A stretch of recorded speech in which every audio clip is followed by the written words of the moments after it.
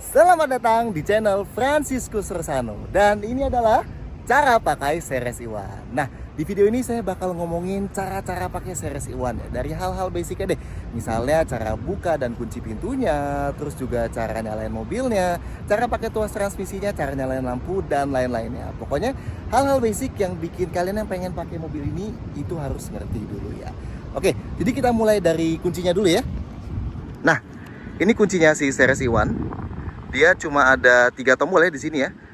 Buka kunci, kunci, dan buat buka bagasinya. Dan ini juga nggak ada passive keyless entry atau smart key-nya.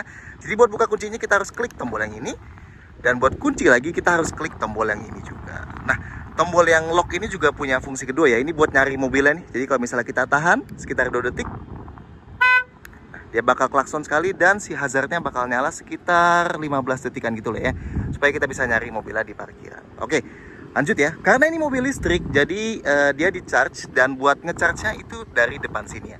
Nah, ini buat bukanya sebenarnya tinggal ditekan aja, tapi kunci mobilnya harus kalian buka dulu ya. Nah, kalau udah dibuka, baru nih ditekan. Sorry.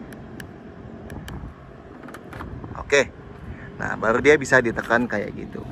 Nah, ini di dalamnya nih kalau mau ngecharge lagi, dia pakai charger yang model Type 2 ya. Jadi dia hanya bisa AC charging aja. Nah, dia modelnya portnya Type 2 di sini. Oke, kalau udah tinggal kita tutup lagi. Set. Dan kira-kira yang di luar sih paling itu aja ya yang bisa dibahas dari cara pakainya. Sekarang kita masuk ke dalam dulu.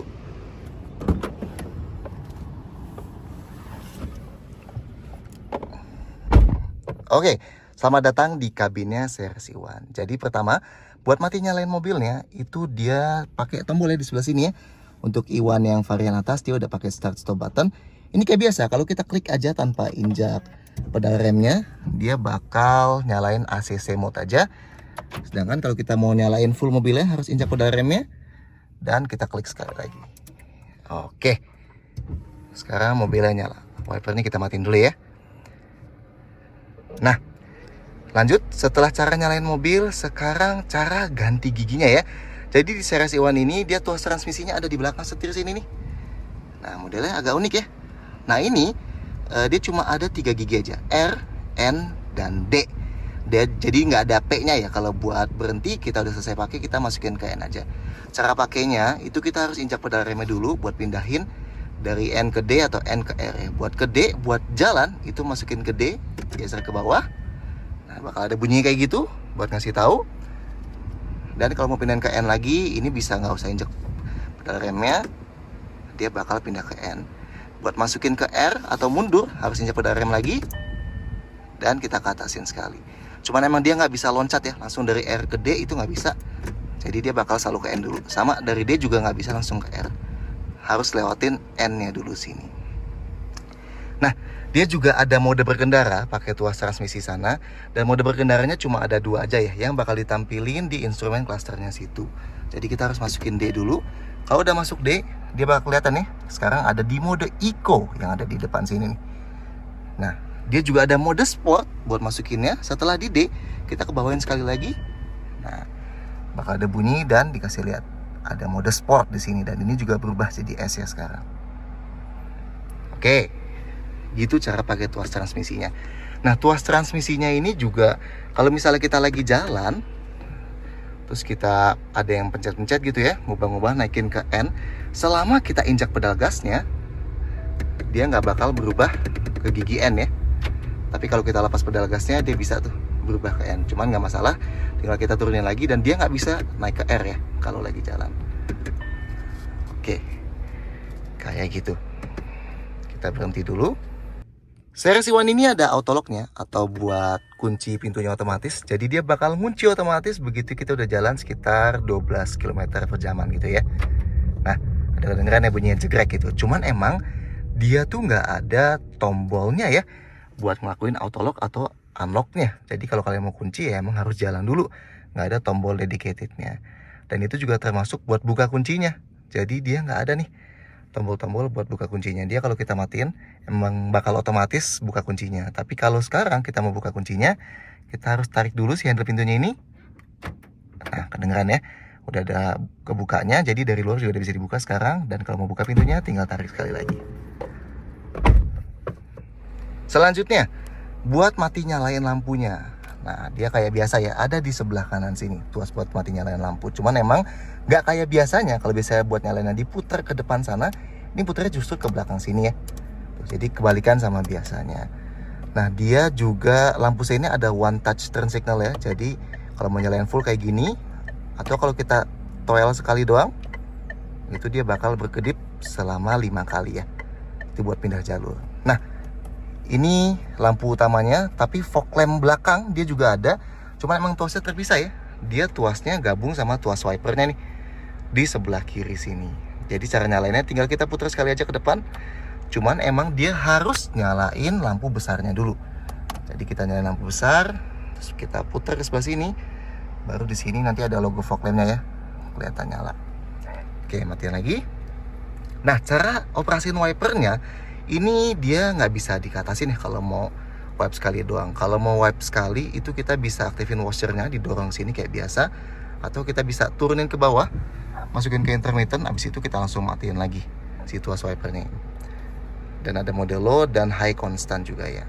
Oke, lanjut lagi. Sekarang cara rem parkirnya. Jadi si series i1 yang varian tinggi ini rem parkirnya elektrik ya. Switchnya ada di tengah-tengah sini. Nah, cara aktifinnya itu tinggal kita tarik aja. Kalau udah merah gini udah aktif. Dan buat non aktifinnya kita harus injak pedal rem sambil klik tombolnya.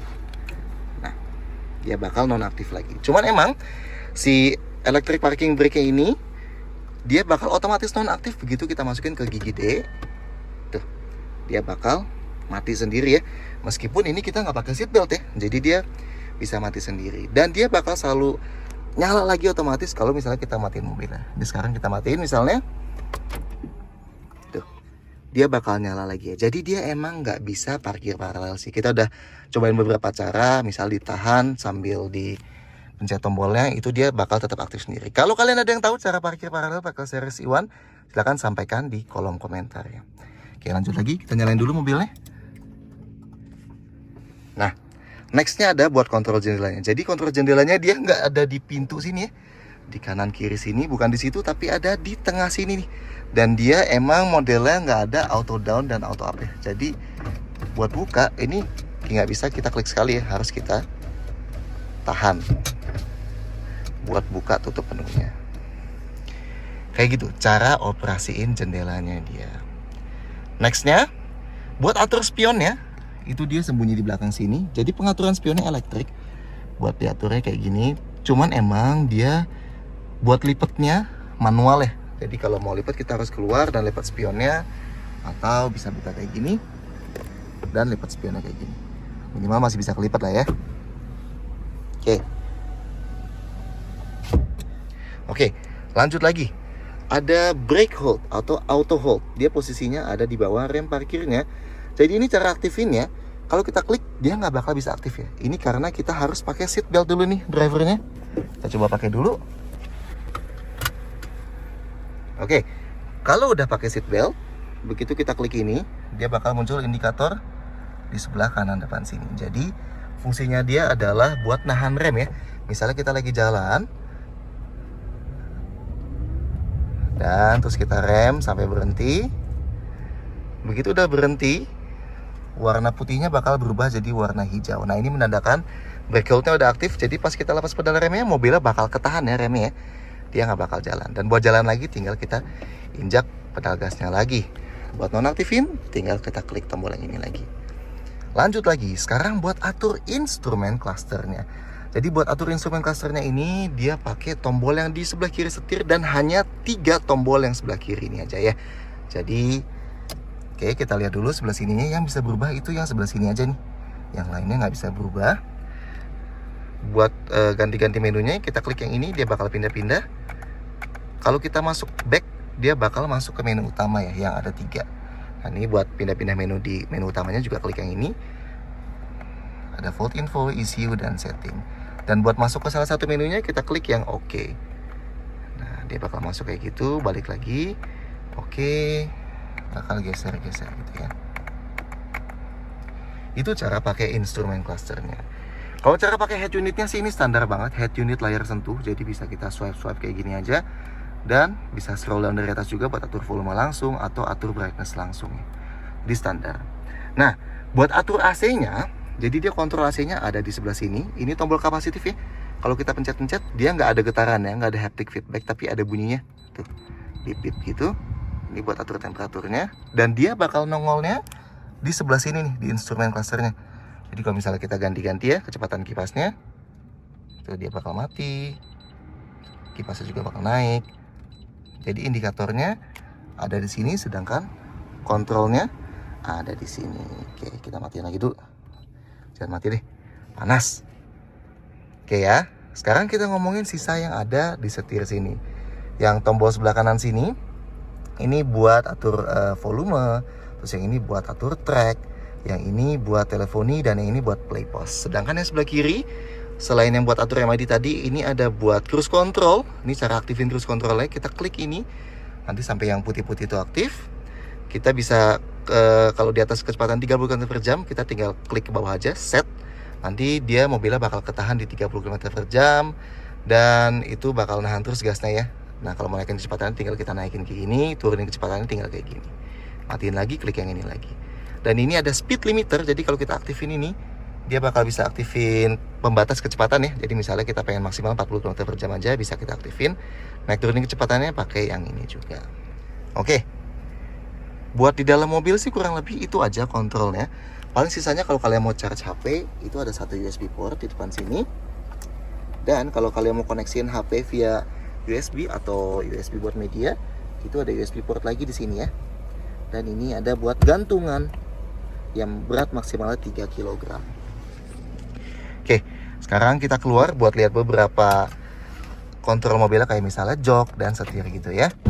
Jadi joknya series Iwan ini, dari yang driver dan penumpang depan hanya bisa slide dan recline aja ya. Aturnya dari sini, dan ini buat atur recline-nya atau sudut sandarannya.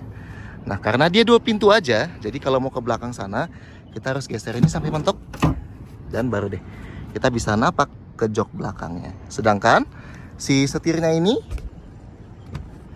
dia fix ya, dia nggak bisa dinaik turunin. Oke, itu yang di dalam sini. Sekarang kita ke belakang. Bagasinya, apa yang bisa diubah-ubah operasinya? Cara bukanya, kita tinggal langsung klik tombol yang di sini aja. Atau kalau dari remote-nya, kita bisa klik dan tahan tombol yang ini. Nanti dia bakal meng-eject ya. Nah, bakal eject kayak gitu, cuma ini nggak bisa langsung kita angkat, harus kita tetap klik tombol yang ini. Dan ini nggak bisa dilakuin ketika mobilnya terkunci. Kalau mobilnya terkunci, kita coba eject kayak gini. Dia meskipun kebuka dan kita klik, dia tetap nggak bisa ngebuka ya. Harus kita buka dulu kuncinya dan kita klik tombol yang ini lagi. Oke, bagasinya ini bagasi standarnya. Kalau joknya nggak lagi dibuka, yang bisa kalian lakuin buat luasin bagasinya, tinggal tarik ini aja. Jok sini kelipet, dan yang sebelah sini sama ya, tinggal ditarik aja.